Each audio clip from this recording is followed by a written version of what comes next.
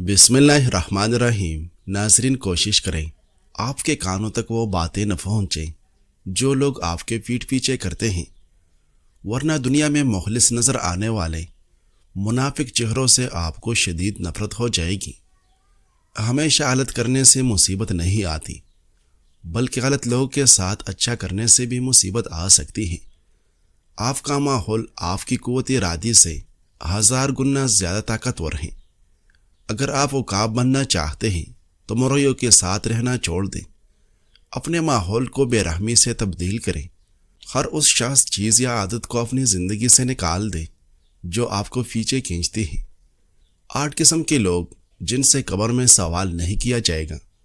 مرض طاعون سے فوت ہونے والا، طاعون کے زمانے میں طاعون کے علاوہ کسی مرض سے فوت ہونے والا، ہر رات سورۃ الملک پڑھنے والا، شہید بچے، جمعے کے دن یا رات میں مرنے والا۔ ناظرین، مسکراہٹ یادداشت اور سیکھنے کی صلاحیت کو تیز کرتی ہے۔ مسکراہٹ تنہائی یا بیماری کے باعث پیدا ہونے والے ڈپریشن میں کمی لاتی ہے۔ ماہرین کا کہنا ہے کہ مسکرانا ایک قدرتی علاج ہے جو جسم، دماغ اور جذبات تینوں کو تندرست رکھتی ہے۔ ماہرین نفسیات کے مطابق مسکراہٹ سے دماغ میں ڈوپامائن جیسے خوشی کے ہارمون خارج ہوتے ہیں جو فوری طور پر موڈ بہتر بناتے ہیں اور ذہنی تناؤ گھٹا دیتے ہیں۔ جب آپ مسکراتے ہیں تو دل کی دھڑکن متوازن ہوتی ہے اور سانس گہری ہوتی ہے اور جسم میں توانائی کی ایک تازہ لہر دوڑ جاتی ہے۔ اگر آپ سمجھتے ہیں کہ مسکراہٹ صرف خوشی کا اظہار ہے تو ایسا نہیں، کیونکہ یہ نہ صرف تناؤ اور اداسی کو کم کرتا ہے بلکہ جسمانی مدافعتی نظام کو بھی مضبوط بناتا ہے۔ اس لیے اگر مسکراہٹ کو دل اور دماغ کا بہترین ٹانگ کہا جائے تو غلط نہ ہوگا۔ مسکراہٹ مشکل وقت میں حوصلہ، امید اور مثبت سوچ کو فروغ دیتی ہے اور چہرے کے مسل کو حرکت دے کر قدرتی خوبصورتی میں اضافہ کرتی ہے۔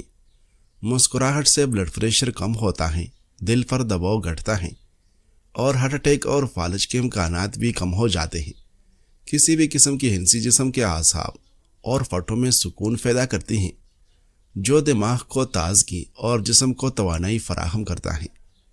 ناظرین، زیادہ پانی پینا تھکاوٹ کو کم کرتا ہے اور جوڑوں کو طاقت دیتا ہے۔ گنے کا رس دوپہر کو پی لیا کرو، اس سے آنکھوں میں کشش آتی ہے۔ چھوٹی الائچی ادرک والی چائے میں ڈال کر پینے سے کان سی دور ہوتی ہے۔ گرم مسالہ شوگر کا مرض کنٹرول کرتا ہے۔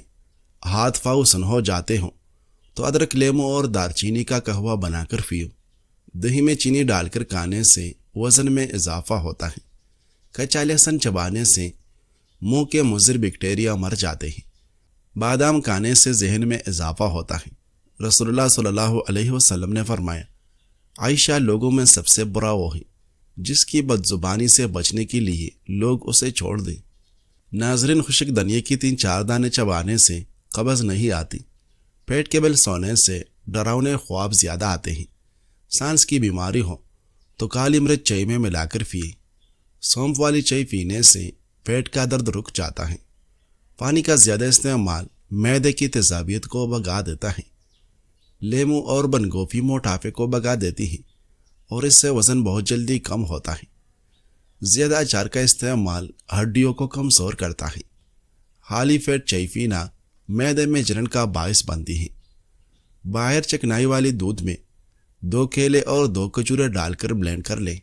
رات بھر رکھ کر روزانہ نہار منہ 1 گلاس پی لیا کرو، جسم بھرپور طاقت سے بھر جائے گا۔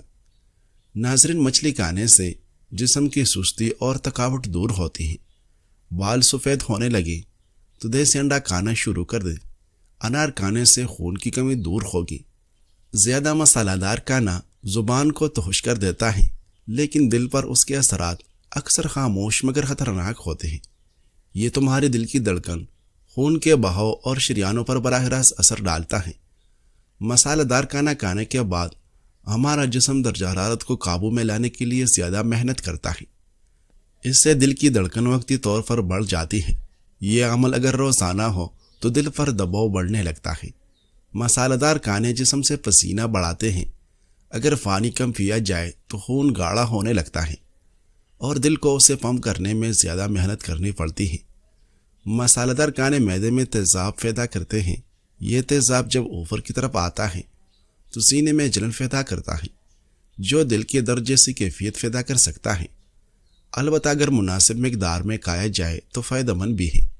تھوڑا سا مسالہ، خاص طور پر لال مرچ یا ہلدی، خون کی روانی بہتر کرتی ہے اور چکنائی گھٹانے میں مدد دیتی ہے، لیکن زیادہ کھانا ہی نقصان دہ ہے۔ ناظرین، اچھی امید اور اچھا گمان قدرت کی ایسی عطا ہے جو انسان کو اپنے دامن میں پناہ دے کر مایوسی کے سمندر میں ڈوبنے سے بچاتی ہے۔ کچا پیاز کھانے سے بلڈ پریشر متوازن رہتا ہے۔ نہار منہ کیرا کھانے سے معدے کی سوزش دور ہوگی۔ دودھ میں مصری شامل کر کے پینے سے تکن دور ہوتی ہے۔ نہار منہ کالی مرچ چبانے سے منہ کے نقصان دہ بیکٹیریا مر جاتے ہیں۔ ناظرین، رسول اللہ صلی اللہ علیہ وسلم سے پوچھا گیا، یا رسول اللہ صلی اللہ علیہ وسلم، کون سے وقت کی دعا زیادہ قبول ہوتی ہے؟ آپ صلی اللہ علیہ وسلم نے فرمایا، رات کے آخری حصہ یعنی تہجد میں اور فرض نمازوں کے بعد۔ لوگوں کی باتیں پتھر کی طرح ہوتی ہیں، تم اگر انہیں سر پر سوار کرو گے تو یہ تمہاری گردن توڑ دے گی، اور اگر انہیں پھیرے تلو رکھو گے تو آپ کا قد اونچا ہوگا۔ جو روزانہ سرسوں کے تیل سے پاؤں کے مالش کر کے سوتا ہے، ایسا انسان بہت کم بیمار ہوتا ہے۔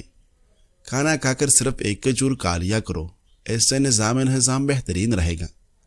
ناظرین، اگر اپنا سکن خوبصورت کرنا چاہتے ہو تو روزانہ خالی پیٹ انار کا رس پیے۔ بواسیر کی بیماری دور کرنے کے لیے میتھی کی چٹنی بنا کر کھاؤ۔ ایک نئی تحقیق میں بتایا گیا ہے کہ مختصر وقت کے لیے سوشل میڈیا استعمال کرنا بھی بچوں کے دماغی افعال پر منفی اثرات ڈال سکتا ہے۔ حضرت عبداللہ ابن مسعود رضی اللہ عنہ فرماتے ہیں کہ جو شخص سنت کا اتباع کرنا چاہے تو اسے چاہیے کہ فوت شدہ بزرگان دین کے نقش قدم پر چلے، اس لیے کہ زندہ پر فتنہ کا اندیشہ رہتا ہے۔ ایسے بزرگان دین رسول اللہ صلی اللہ علیہ وسلم کے صحابہ رضوان اللہ تعالی علیہم اجمعین ہی ہے، جو سب امت سے افضل، سب امت سے زیادہ پاکیزہ دلوں والے، سب امت سے بڑھ کر گہرے اور ٹھوس علم والے اور سب سے کم تکلف والے تھے۔ اللہ تعالیٰ نے ان کو اپنے نبی صلی اللہ علیہ وسلم کی صحبت کے لیے اور دین کی اقامت اور سربلندی کے لیے چن لیا۔ ان کی فضیلت کو پہچانو، ان کے نقش قدم کی پیروی کرو اور ان کے اخلاق اور سیرت کو حتی الوسع اپنانے کی کوشش کرو کہ وہ سیدھی راہ پر گامزن تھے۔ ناظرین، پالک کھانے سے پٹیں مضبوط ہو جائے گی۔ کلونجی کھانے سے بدن کی خشکی دور ہو جائے گی۔ کلونجی کا تیل بدن پر لگانے سے تل ختم ہو جاتے ہیں۔ کلونجی کو سرکہ میں ملا کر کھانے سے بلغم دور ہو جاتی ہے۔ کھانا کھاتے ہوئے لیمو چاٹ کر رکھ لو، اس سے کھانا جلدی ہضم ہو جائے گا۔ ماہرین کے مطابق کاسمیٹک میں شامل مرکری سے اعصابی امراض، جلدی بیماریوں اور گردوں کو نقصان پہنچنے کا خطرہ ہوتا ہے۔ سونے سے قبل پھل نہیں کھانا چاہیے، ورنہ آپ کا بلڈ شوگر بڑھ سکتا ہے۔ انار کھانے کا معمول بناؤ۔ انار کا ہر دانہ تمہارے بدن میں جا کر اسکن کو روشن کرتا ہے۔ ناظرین، امام شافعی رحمہ اللہ فرماتے ہیں کہ قرآن مجید میں ایک ایسی آیت بھی ہے جو ظالم کے دل میں تیر اور مظلوم کے دل پر مرہم ہے۔ سننے والوں نے پوچھا، کون سی آیت؟ آپ رحمہ اللہ نے فرمایا، وما کان ربک نسیا، اور تیرا رب بھولنے والا نہیں۔ ناظرین، کھجور اور کیلا مردانہ کمزوری دور کرنے کے لیے مفید ہے۔ ہر کھانے کے بعد لیمو کا رس چوسنے سے چہرے کی جھریاں دور ہوتی ہیں۔ بلہم کی شکایت جن افراد کو زیادہ رہتی ہیں وہ بینگن کی سبزی استعمال کیا کریں۔ گھٹنوں کی تکلیف سے فوری نجات پانے کا آسان طریقہ۔ گھٹنوں کا درد کئی وجوہات سے ہو سکتا ہے، مثلاً چوٹ، زیادہ وزن، کمزوری یا سوجن وغیرہ۔ لیکن اگر آپ فوری آرام چاہتے ہیں تو چند گھریلو اور آسان طریقے آزما سکتے ہیں۔ ہلدی اور ادرک دونوں قدرتی طور پر اینٹی انفلیمیٹری ہیں، یعنی پین کلر کی طرح فوری اثر کرتے ہیں۔ لیٹ کر ٹانگ کے نیچے تکیہ رکھیں تاکہ گھٹنا دل سے اونچا ہو جائے، سوجن کم ہوگی۔ برف کے ٹکڑے کپڑے میں لپیٹ کر 15 سے 20 منٹ گھٹنے پر رکھیں، سوجن اور سوزش فوراً کم ہوگی۔ اگر درد گھٹنے کی سختی کی وجہ سے ہے تو گرم پانی کی بوتل یا ہیٹنگ پیڈ گھٹنے پر رکھیں، خون کی روانی بہتر ہوگی اور درد میں آرام ملے گا۔ رشتے وقت کے نہیں، نیت کے پابند ہوتے ہیں، مگر وقت نیت کا پردہ چاک کر ہی دیتا ہے۔ تمہارے حساب سے دنیا الجھی ہوئی، الجھنوں سے بری ہوئی لگتی ہے، نہ آغاز سمجھ آتا ہے نہ انجام، لیکن اللہ کے حساب سے سب کچھ ترتیب میں ہے، منصوبہ بندی کے ساتھ، بالکل ویسے جیسے تمہارے لیے بہتر ہو، آرام دہ ہو اور تمہارے حق میں بہتر ہو، جیسا قرآن مجید میں فرمائے۔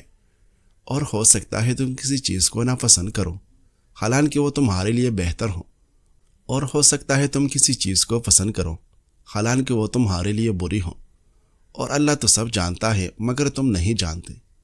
دنیا کا سب سے اچھا تحفہ وقت ہوتا ہے۔ اگر کوئی آپ کو وقت دیتا ہے تو وہ آپ کو اپنی زندگی کا وہ پھل دیتا ہے جو کبھی لوٹ کر نہیں آتا، تو اس کے وقت کی قدر کریں۔ ناظرین، کبھی کبھی زندگی میں ایک ایسا لمحہ آتا ہے جب سب کچھ بگڑ جاتا ہے۔ وہ شخص جس پر آپ نے بھروسہ کیا، وہ جذبہ جسے آپ نے خلوص سمجھا، اچانک کسی آزمائش کی طرح گر جاتا ہے، دل خالی ہو جاتا ہے اور روح تک سی جاتی ہے۔ آپ خاموش ہو جاتے ہیں، نہ شکوہ نہ سوال، بس ایک اندرونی ٹوٹ پھوٹ جو کسی کو دکھائی نہیں دیتی، لیکن شاید یہی ٹوٹنا دراصل جاگنا ہوتا ہے۔ اللہ بعض اوقات کسی تعلق کو ختم نہیں کرتا بلکہ اس کے پردے ہٹا دیتا ہے تاکہ آپ دیکھ سکیں کہ آپ کس چیز کو سکون سمجھ بیٹھے تھے۔ پھر آپ کو احساس ہوتا ہے کہ اصل راحت کسی انسان کے لفظوں میں نہیں تھی، وہ تو آپ کی قربت میں چھپی تھی جسے آپ نے کسی نام کے پیچھے کھو دیا تھا۔ دل جب ٹوٹتا ہے تو دو چیزیں ساتھ ٹوٹتی ہیں، امید اور انا، اور یہی دو چیزیں اگر اللہ کے سامنے گر جائے تو بندہ پہلی بار واقعی اٹھتا ہے، پھر آہستہ آہستہ وہ سکون لوٹنے لگتا ہے جو کبھی کھو گیا تھا۔ آپ کے اندر ایک خاموشی جنم لیتی ہے، مگر یہ خاموشی خالی نہیں ہوتی، یہ شفا سے بری ہوتی ہے۔ آپ محسوس کرتے ہیں کہ اب کسی کے میسج کا انتظار نہیں، اب صرف رب کی رضا کا انتظار ہے۔ یہی وہ لمحہ ہے جب دل واقعی زندہ ہوتا ہے۔ دنیا کی سب سے سخت اور خاموش سزا یہ ہے کہ اللہ آپ کے دل سے اپنے ذکر کا ذوق چھین لے، قرآن پڑھنے کا شوق نہ رہے، تفسیر دل کو نہ بائے، تسبیحات یاد نہ رہے، دل دنیا کی فضول باتوں میں الجھا رہے، زبان ایسے جملے بولے جو آپ کی نیکیوں کو مٹا ڈالے۔ جب دل نیکی کی طلب سے خالی ہو جائے اور ذکر الہی اجنبی لگنے لگے تو سمجھ لو آپ پر سب سے بڑی گرفت ہو چکی ہے۔